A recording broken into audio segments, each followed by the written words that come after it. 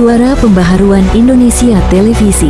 Kutipan Kompas.com tanggal 16 Januari tahun 2025 Kepala Korps Polisi Air dan Udara Irjen Polisi Muhammad Yasin mengatakan sejauh ini kepolisian belum menemukan unsur pidana dalam pembuatan pagar bambu sepanjang 30 km di Laut Desa Kohot Kabupaten Tangerang Provinsi Banten. Menurut Irjen Muhammad Yasin, kepolisian masih menunggu proses penyelidikan yang dilakukan penyidik Kementerian Kelautan dan Perikanan Republik Indonesia. Apa yang diucapkan oleh Irjen Muhammad Yasin pada akhirnya menjadi pertanyaan publik. Hal ini karena viralnya pemberitaan tentang perbuatan ilegal pembangunan pagar bambu di Laut Desa Kohot Kabupaten Tangerang telah memaksa semua kementerian dan lembaga pemerintah telah secara resmi mengeluarkan tanggapan sehingga permasalahan ini telah menjadi begitu terang benderang. Dari semula pemikiran publik adanya tindakan sekelompok orang dengan tujuan tertentu hanya membangun pagar bambu sepanjang 30 km secara ilegal kini lebih terbuka setelah diketahui bahwa laut lokasi berdirinya pagar bambu di Tangerang itu telah diterbitkan sertifikat tanah dengan hak guna bangunan dan hak milik. Kompleksitas permasalahan ini sepatutnya membutuhkan keterlibatan polisi profesional sebagai perwakilan pemerintah untuk menjelaskan secara hukum duduk permasalahannya secara prosedural, bukan dengan entang ketika permasalahan ini sudah menjadi atensi presiden polisi malah seenaknya mengatakan bukti tindak pidana belum ada. Undang-Undang Nomor 2 Tahun 2002 tentang Kepolisian Negara Republik Indonesia secara yuridis telah menetapkan tugas polisi sebagai aparatur penegak hukum memiliki tanggung jawab bidang menjaga ketertiban umum dan polisi sebagai penegak hukum.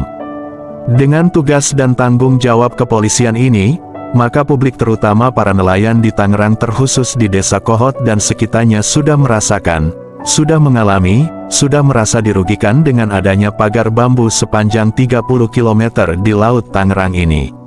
Sehingga sudah sangat jelas ada perbuatan merusak ketertiban umum. Disayangkan jika kepolisian kembali dicap oleh publik sebagai institusi tebang pilih dalam penanganan permasalahan hukum dan menjaga ketertiban masyarakat. Sangat disayangkan jika seorang nelayan membangun bagan di laut tanpa izin begitu mudah polisi perairan atau KKP main tangkap dan tahan mereka para nelayan yang sedang mencari makan.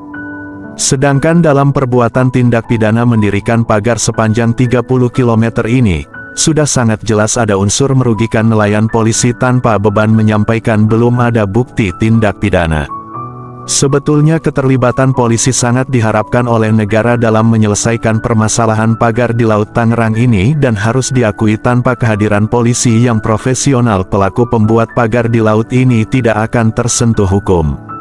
Hal ini karena Kepolisian Republik Indonesia memiliki hak untuk memanggil, meminta keterangan, memeriksa bahkan menetapkan seseorang sebagai tersangka jika polisi sudah memiliki dua alat bukti yang kuat terhadap hal-hal yang menyangkut ketertiban umum. Misalkan saja adanya fakta hukum baru yang sudah diakui oleh Menteri ATR dan Kepala Badan Pertanahan Indonesia, Nusron Wahid, bahwa lokasi laut di Kabupaten Tangerang tempat berdirinya pagar bambu sepanjang 30 km itu sudah diterbitkan sertifikat tanah hak guna bangunan dan sertifikat tanah hak milik.